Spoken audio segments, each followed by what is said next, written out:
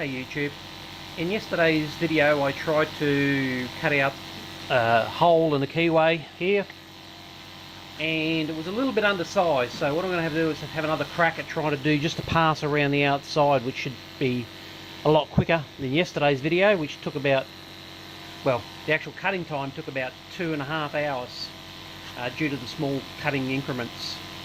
So hopefully today's will be a lot quicker.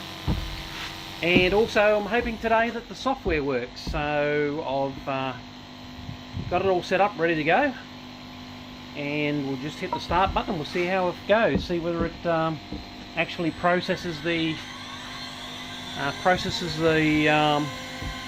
details here in the window.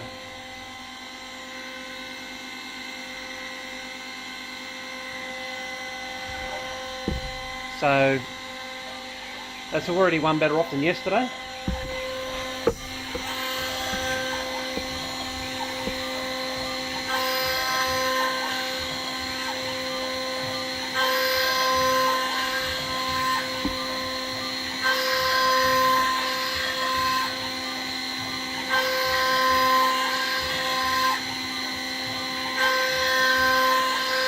Not sure what's going on there, but it doesn't appear to be doing the keyway. And that's confirmed over here by it's not doing it, so something's wrong in my G code. I'll have to have a quick look at that. Okay, continuing on. I don't know exactly what went wrong there, but what I had to do was put a solid border around the cutout in the CAM software, make this a solid area here. Then I could choose this to be a area, which then selected everything. Although it still made two chains the same way as it did before, but for some reason it's now working, or appears to in the simulation. So let's have a crack and see if it does what it's supposed to do.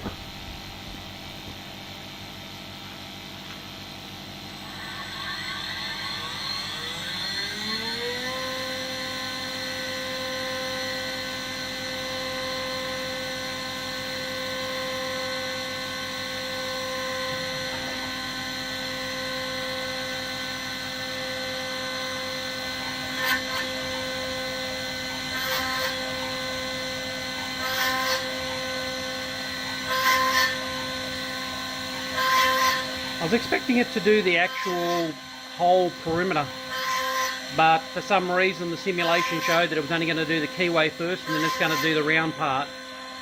But in hindsight that's probably not a bad thing, because that way it should keep the hole a little bit rounder.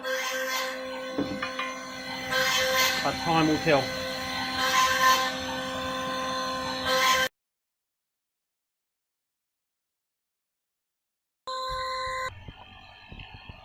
$10 minutes to do the job, which is a heck of a lot quicker than yesterday's job, which took me about 2.5 hours. Although the screen was frozen, so I really didn't have a lot of options to stop it, because if I'd have stopped it I would have had loss of coordinates on where the cutter was at, and I'd have to have recentered everything again. So that's why I opted to let it run, even though it was running slow on a bad path.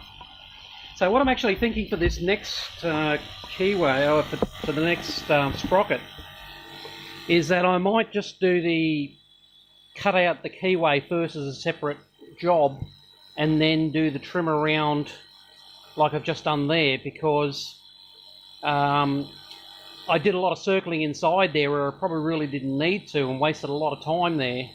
So if I just chip away at the keyway, doing the same sort of speeds as I was doing yesterday, and then just do the whole as a secondary action, I think that should be a lot quicker. So we'll give that a go. Okay, trying a slightly different approach this time. I'm making it, instead of trying to do two chains and join them and do it as one piece, I'm going to do it as two segments. And also I want to keep a nice crisp edge on these corners here, so I've come past the hole in order to give me a clean edge there. So this is the first process it'll do, and this is going to be the second one here. So we'll see how that turns out.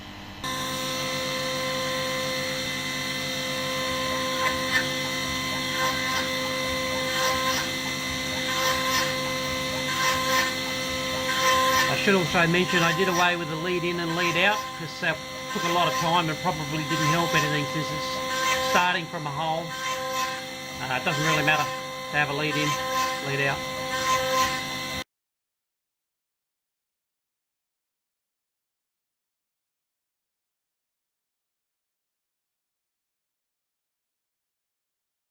Do you ever have one of those moments when you think, is it me or is there something going wrong here?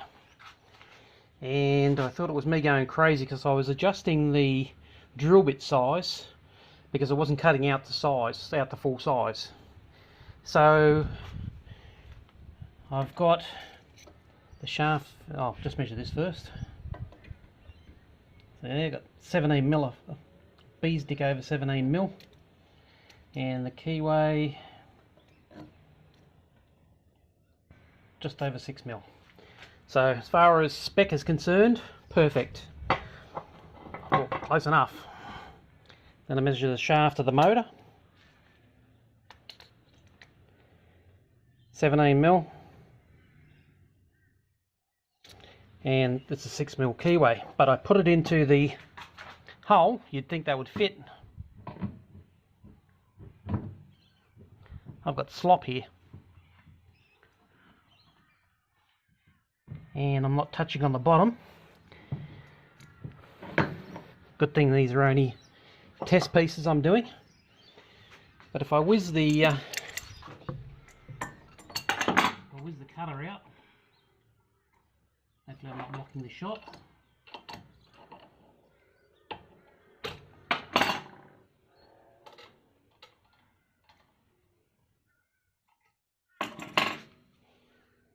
Let's measure this thing up.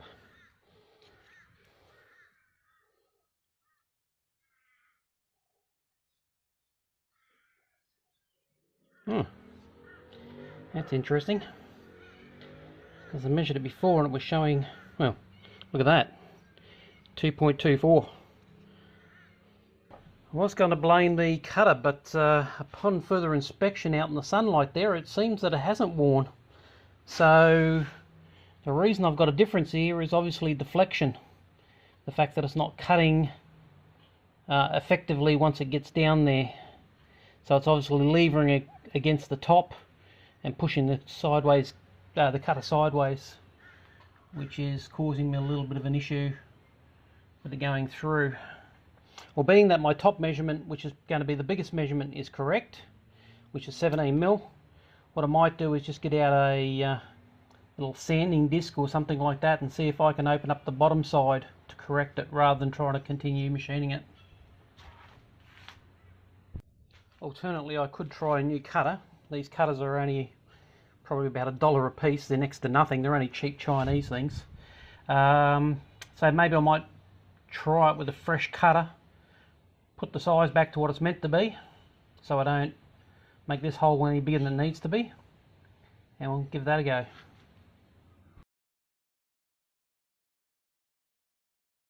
I've slowed the feed rate down to 50%, which is 500 millimeters per minute.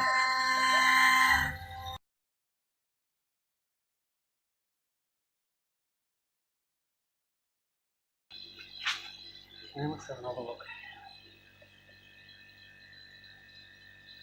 Well, that's a new cutter, and I've nearly cut probably 4/10 larger just changing the cutter out,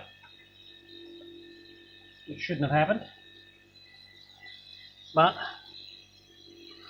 what I have learned is obviously you need to cut a lot slower in steel to stop the...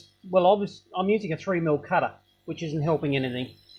And the only reason I'm using the 3mm cutter is to cut the keyway. So maybe I should have cut the keyway with a 3mm cutter and then use the 6mm cutter to do this. That way I wouldn't have got as much deflection on the cutter itself. But anyway, live and learn. This is the first time I've cut steel, so it's a learning process. Let's see if this guy fits any better.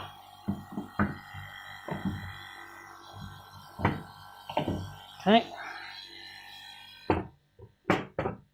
I probably should have backed off the cutter size expecting that it was going to cut bigger, but chose not to. These are only test pieces. They're going in the garbage once I finish with them. I'll buy some new pieces and cut new cogs. on new sprockets once I've finished.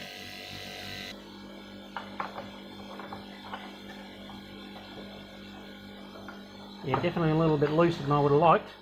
Just out of curiosity, what's the back size now that I've done that? So 17.29, call it 17.3 on the front, and 17.4 on the top. So there's 1/10 of a mil still in deflection, but that's nowhere near what it was before. It's probably 0.5 millimetre before. So had I backed that off, I probably could have got that quite, well, reasonably tight. So maybe I need to chop some of it out and then change the cutter just to do a final pass. Well, it's just things to contemplate anyway. I'm just noticing that I've got the same issue with the keyway as well. On this side here, where it's at the bottom, doesn't seem to have come through as much as the top. There's only a tiny little bit in it, but if I try to put on the sprocket this way, just won't fit. If I flip it around, it'll fit, and it's tight right at that very last end. But that actually works in my favour for this particular test, because I need to whack a washer and a nut on there.